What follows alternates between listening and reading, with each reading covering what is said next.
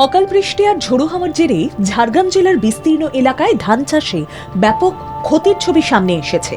গোপীবল্লভপুর ২ নম্বর ব্লকের হিজলা, রায়পাল, জুনশোলা, বাঘুয়াশোল, গোয়ালমারা এলাকায় মাঠের পর মাঠ ধান গাছ মাটিতে লুটিয়ে বহু জমিতে জল জমে যাওয়ায় ফসল নষ্ট হওয়ার আশঙ্কা আরও বেড়েছে।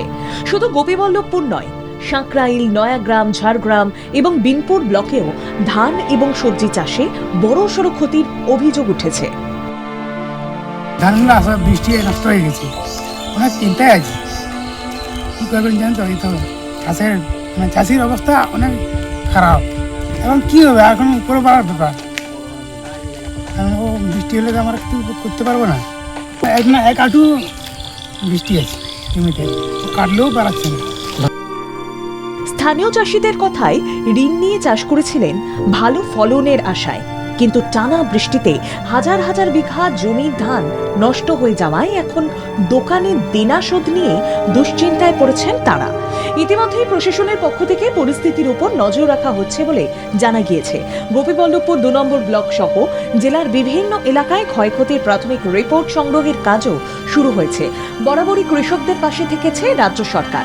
দুর্যোগের সময় ক্ষতিগ্রস্তদের সহায়তায় একাধিক পদক্ষেপ নেওয়া হয়েছে অতীতেও। এবারও ক্ষয়ক্ষতির পূর্ণাঙ্গ হিসেব তৈরি করে প্রয়োজনীয় সাহায্যের বিষয়টি খতিয়ে দেখা হবে বলে প্রশাসনিক সূত্রে খবর। ক্ষতি আমাদের এখানে সবারই হয়েছে, আমারই তো একার প্রায় ১২ বিঘা মতন। তো এদিকে সবারই প্রায় ১০০ বিঘা, হাজার হাজার বিঘা মতন এরকম সবার অবস্থা এরকম খারাপ হয়ে গেছে। চাষিগুলোর অবস্থায় মনে হয়েছে এখন মানে যে দোকানে যে পয়সা দেবে যে সার ওষুধের, তারও উপায় নেই। বাড়িতে ধান যাবে কিনা সন্দেহ আছে। চাষিদের অভিযোগ ও সমস্যার কথা গুরুত্ব দিয়েই দেখা হচ্ছে বলে দাবি স্থানীয় প্রশাসনের। একই সঙ্গে আবহাওয়ার পরিস্থিতির উপর নজর রেখে দ্রুত ব্যবস্থা নেওয়ার আশ্বাসও দেওয়া হয়েছে। ঝাড়গ্রাম থেকে দেবব্রত বাগের রিপোর্ট, বাংলা জাগো।